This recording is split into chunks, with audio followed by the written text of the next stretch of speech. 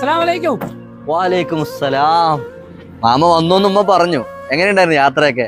യാത്രയൊക്കെ സുഖമായിരുന്നടാ. ഞാൻ വീട്ടിലേക്ക് ഇറങ്ങിയതാണ്. വാപ്പയമ്മയൊക്കെ ഉണ്ടോ വീട്ടില്? അവരുണ്ട്, പോയിക്കോളെ. ഞാൻ ഒരു ഓട്ടം പറഞ്ഞിട്ടുണ്ട്, അത് പോയിട്ട് വരാം. അത് നീ പെക്കോ. പിന്നെ ഈ വരവിൽ നിനക്കും കൂടി ഒരു വിസ കൊണ്ട് വന്നിട്ടുണ്ട്. അപ്പൊ എന്റെ കൂടെ തന്നെ കയറി വരാനുള്ള കാര്യങ്ങൾ നോക്കിക്കോട്ടാ. അയ്യോ മാമ, അത് വേണ്ട. ഞാൻ ഇവിടെയൊക്കെ തന്നെ ഈ പണിയൊക്കെ ചെയ്ത് പോയിക്കോളാം. ചേടാ, എപ്പ വിളിച്ചാലും നിന്റെ വാപ്പാക്കും ഉമ്മാക്കും നിന്നെ എങ്ങനെയെങ്കിലും ഗൾഫിൽ കൊണ്ടുപോകുന്നത് പറയാനേ ഉള്ളൂ. അവരതൊക്കെ പറയും. എനിക്ക് മാമ ഈ നാട് വിട്ട് എന്റെ വീട്ടുകാരന് വിട്ട് എവിടേക്കും വരാൻ ഇഷ്ടമില്ല. ഇവിടെ കിടന്ന് ഒപ്പം നേരാകാനാണ്. എനിക്കൊരു വീടൊക്കെ വെക്കണ്ടേ? ഇന്നത്തെ കാലത്ത് ഒരു പെണ്ണ് കെട്ടണേൽ കയ്യിൽ കുറച്ച് പൈസയൊക്കെ വേണടാ. മാമ, പൈസക്കൊക്കെ അപ്പുറത്ത് ഒരുപാട് കാര്യങ്ങൾ. ഇപ്പൊ ഞാൻ ഗൾഫിലാണെങ്കിൽ എന്റെ ഉമ്മാക്കും വാപ്പാക്കും ഒന്ന് വയ്യാണ്ടായി. അവരിനെ ഹോസ്പിറ്റലിലേക്ക് കൊണ്ടുപോയി ആരാ ഉള്ളത്?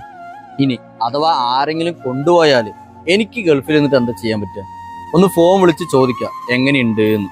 അതേ സ്ഥാനത്ത് ഞാനിവിടെ ഉണ്ടെങ്കിലോ, എൻ്റെ ഈ വണ്ടിയിൽ അവരിനെ ഹോസ്പിറ്റലിലും കൊണ്ടുപോയി മരുന്നും വാങ്ങിച്ചു കൊടുത്ത് വീട്ടിൽ കൊണ്ടുവന്ന് പരിപാലിക്കാൻ പറ്റും. എനിക്ക് അതാണ് ഇഷ്ടം മാമ. ഒരുപാട് പ്രവാസികൾ ആഗ്രഹിക്കുന്നതും ഇങ്ങനെ ജീവിക്കാനാണ്.